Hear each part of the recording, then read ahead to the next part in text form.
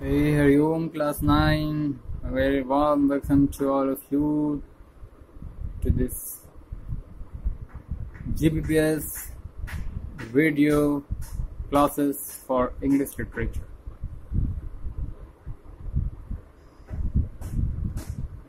In earlier class, where we were.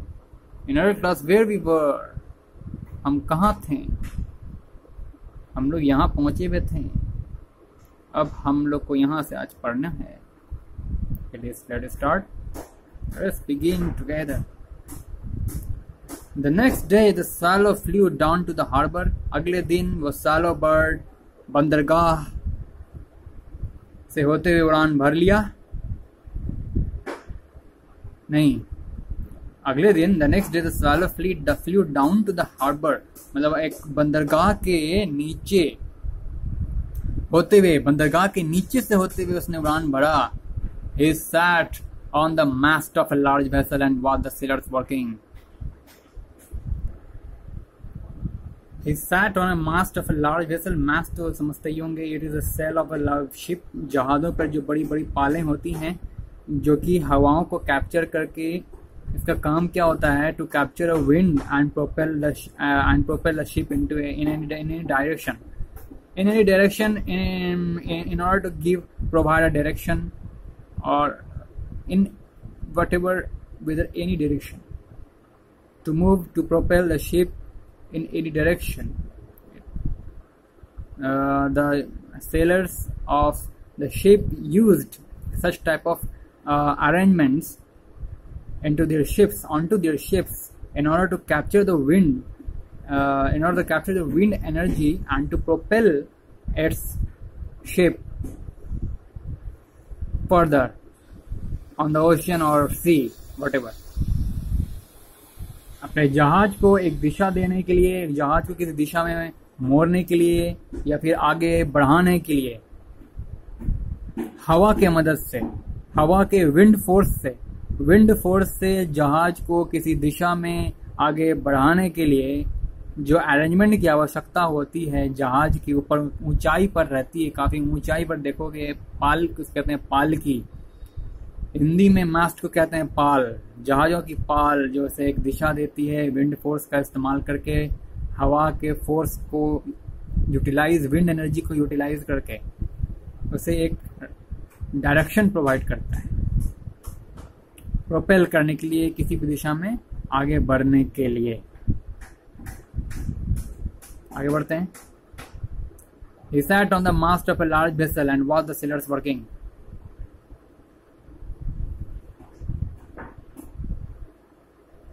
तो उसी large vessel, बड़े से वेसल है, एक वेसल के ऊपर मास्ट है. He sat on the mast of a large vessel and watched the sailors working. और नाविक की हरकतों को, नाविकी के कार्यों को वो देख रहा था. सॉरी, उसने देखा. वह बैठा कहाँ पे? एक बड़े से वेसल के मास्ट पर. एक बड़ी सी वेसल है, कोई मान लो कोई बड़ी सी वेसल है जो कि समुद्र में है.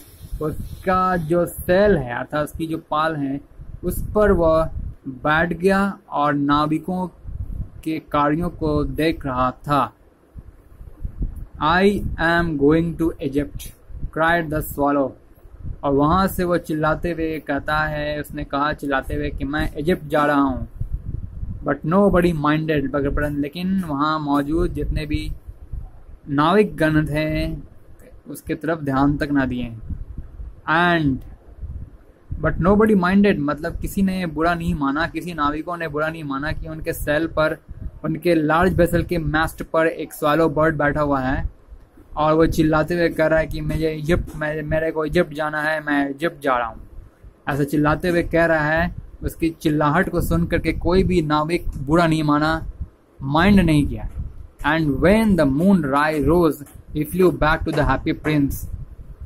और जब चंद्रमा प्रकट हुई, रात्रि के समय जब चांद अपने संपूर्ण आभा में विकसित हुई, तो वह स्वैलो बर्ड कहाँ गया? उड़कर उसी हैप्पी प्रिंस के पास चला गया. I have come to bid you good bye, he cried. उसने कहा हैप्पी प्रिंस के पास पहुंच करके मैं तुम्हारे पास आया हूँ तुम्हें गुड बाय कहने के लिए, गुड बाय विश करने के लिए उसने चिल्लाया। फिर swallow swallow little swallow said the prince, फिर राजा ने कहा will you not stay with me one night longer, क्या तुम मेरे साथ नहीं रुकोगे एक रात, एक पूरी रात क्या तुम मेरे साथ नहीं रुकोगे। swallow little swallow it is winter answered the swallow, फिर swallow bird ने आंसर किया ये बहुत ही ठंड की दिन है। and the snow will soon be here, and the snow will be soon, और बहुत ही जल्द यहाँ बर्फ बारिश भी होगी। In Egypt the sun is warm on the green palm trees and the crocodiles lie in the mud and look lazily about them, और Egypt में सूर्य बिल्कुल गर्म होगी, और इजिप्ट में the sun is warm on the green palm trees, हरी भरे पेड़ पौधों, हरी भरे पाल्म ट्रीज पर, हरी भरे पाल्म की एक ट्रीज होती है, पाल्म का एक वृक्ष होता है जिस पर स्वैलो बर्ड बैठना पसंद करती हैं, उनके ऊपर यानी कि उस हरी पाल्म की वृक्ष पर सूर्य की जो रोशनी, सूर्य की किरणों से, सूर्य की रोशनी से वहां पर काफी गर्माहट होगा। In Egypt the sun is warm on the green palm trees and the crocodile lies in the mud and look lazily about them. उसका सालो बर्ड का कहना था कि इजिप्ट में मौसम में काफी गर्माहट है और मगरमच्छ भी कीचड़ में पड़े हुए हैं, और स्वैलो बर्ड के लिए काफी सुस्त हैं। मतलब स्वैलो बर्ड को अपना ग्रास बनाने के प्रति काफी वे सुस्त पड़े हुए हैं। ये अच्छा मौका है वहां अपना आराम से रहने का अपने दोस्तों के साथ। जैसा कि तुम जान रहे हो हैप्पी प्रिंस, यहाँ पर काफी ठंड गिरने लगी है, बहुत जल्द ही बारिश भी होने लगी है। इससे बढ़िया मौसम तो मेरे इजिप्ट में है जहाँ पर सूर्य के कारण वातावरण में गर्मी है, और पाल्म ट्रीज भी काफी गर्म है, जिससे कि वहां कोई खतरा नहीं है, क्योंकि क्रोकोडाइल भी अपने कीचड़ में पड़ा हुआ है, मिट्टी से सनी हुई कीचड़ों में, मिट्टी के कीचड़ में, अरे मिट्टी के पानी, गीली मिट्टी कहते हैं मड को, एक गीली मिट्टी में क्रोकोडाइल यानी मगरमच्छ भी गीली मिट्टी में पड़ा हुआ है और बहुत केयरलेस है अबाउट द स्वैलो बर्ड।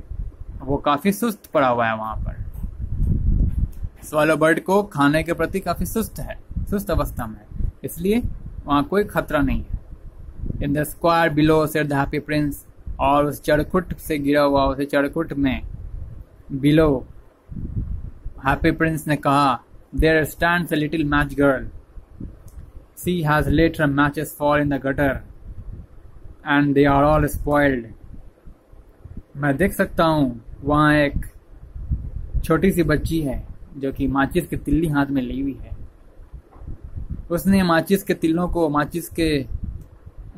को गटर में गिरा दिया है, नाली में गिरा दिया, and they are all spoiled, और नाली में गिरने से सारे की माचिस की तिल्लियां स्पॉइल्ड हो चुकी हैं, पूरा मैच बॉक्सिंग स्पॉइल्ड हो गया है, मतलब पूरी डैमेज हो चुकी हैं, वेट कंडीशन में पहुंचने के कारण पूरी तरह से उनका कार्बाइड बर्बाद हो गया है। Her father will beat her if she does not bring home some money and she is crying, उसके पिताजी उसे मारेंगे अगर वह घर पर कुछ पैसों की व्यवस्था कर घर नहीं पहुंचेगी, या फिर घर कुछ पैसों के साथ अगर घर नहीं पहुंचेगी तो उसके पिताजी उसे मारेंगे। एंड शी इज क्राइंग, और वह रो रही है, मैं देख सकता हूँ उस मैच गर्ल को।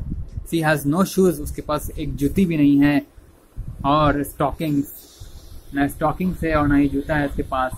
And her little head is bare, happy prince कहता है, हैप्पी प्रिंस ने कहा कि वहां एक लड़की पड़ी हुई है जिसके हाथों में मैच स्टिक था, और वह मैच स्टिक को उसने गटर में गिरा दिया, जिसके कारण पूरा मैच स्टिक डैमेज हो गया, स्पॉइल्ड हो गया, सड़ गया, मतलब पानी से खराब हो गया। और मैं देख सकता हूँ उसके पास एक जूती भी नहीं है, ना ही कोई स्टॉकिंग्स हैं। स्टॉकिंग्स का यहाँ मतलब मोजा से है, हाँ, उस लड़की के पास, उस छोटी सी बच्ची के पास ना ही जूतियां हैं और ना ही मोजे हैं, ना जूती अथवा ना मोज। She has no shoes or stockings. जूतियां या मोजे उसके पास नहीं है। And a little head is bare, और उसकी छोटी सी सर नग्न है, मतलब उसके छोटे से सर पर कोई भी वस्त्र नहीं है।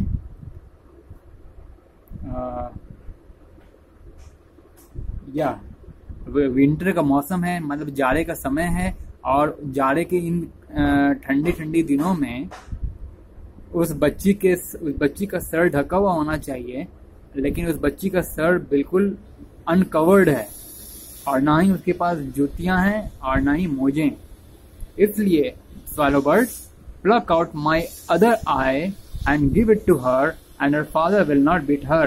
और उस ठंडी के मौसम में उसकी एक तो बड़ी खराब हालत है उस छोटी सी बच्ची की, जिसके हाथों से मैच स्टिक गटर में जा गिरा, और पिता उस पर दबाव दे रहा है, उसका बाप उस पर दबाव दे रहा है कि वो घर कुछ पैसे लेकर आए, नहीं तो वो उसके भी मारेंगे। ऐसी हालत है उस घर की, मैं देख सकता हूँ। swallow bird, तुम ऐसा करो, मेरी आंखों में से दूसरा वो क्या था, नीलमणि, ब्लू प्रेशियस स्टोन, फिर से एक नील, मैंने मेरी आंखों से दूसरा सफायर्स तुम निकालो, प्लक आउट कर लो, pluck out my other eye and give it to her and her father will not beat her. और वो उसे जाकर उस लड़की को, छोटी सी बच्ची को दे दो, और वो बच्ची उसके बदले में कुछ मनी में कन्वर्ट करा लेगी, ताकि उसका पिता उसे ना मार पाए। Now I will stay with you one night longer. ऐसा सुनने के बाद वो दयालु और very kind swallow bird, kind hearted bird, आके रुकने के लिए निश्चय कर लिया, उसके साथ एक रात रुकने के लिए निश्चय कर लिया। said the swallow, but I cannot pluck out your eye. लेकिन मैं तुम्हारे साथ एक रात रुकने के लिए तैयार हूँ, लेकिन तुम्हारे आंखों में से दूसरा, लेकिन तुम्हारे ये सफायर ब्लू प्रेशियस स्टोन की बनी हुई ये नीलमणि वाली आंख को मैं दूसरे नील में, एक तो निकाल दिया, एक आंख से तो तुम अंधे हो गए, अब दूसरे आंख वाली भी, तुम्हारी जो नीलमणि वाली जो आंख है वो मैं नहीं निकाल सकता। You'd be quite blind then, फिर तुम पूरी तरह से अंधे हो जाओगे। swallow swallow little swallow, said the prince, फिर राजा ने कहा ऐसे, do as I command you, करो जैसा मैं कहता हूँ। So he plucked out the prince's other eye and darted down with it.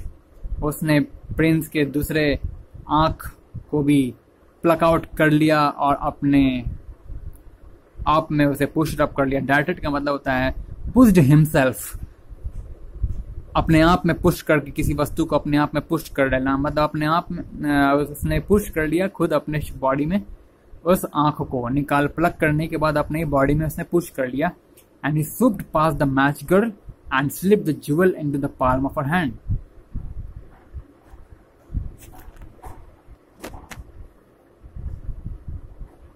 हाँ, fly over low the match girl. Soup का मतलब होता है नीचे से उड़ान भरना, फ्लाई ओवर लो यानी नीचे नीचे उड़ान भरना, उसे कहते हैं सूपिंग। तो नीचे नीचे उड़ान, तो swallow bird ने नीचे नीचे उड़ान भरा और उस मैच गर्ल के पास पहुंच गया। And slipped the jewel into the palm of her hand, और उस छोटी सी बच्ची के हाथों की हथेली पर अपने शरीर में होल्ड किया हुआ उन ज्यूल को, उस नीलमणि को स्लिप कर दिया, यानी बिछा दिया, जिसे पाक कर वो लड़की कहती है विस्मयपूर्वक, what a lovely bit of glass, what a lovely bit of glass, cried the little girl and she ran home laughing. कितना सुंदर ग्लास है, उस छोटी सी लड़की ने चिल्लाते हुए विस्मयपूर्वक चिल्लाया। And she ran home laughing, और वो हंसते हंसते घर की ओर चली गई। Then the swallow come back to the prince. You are blind now, he said, so I will stay with you always.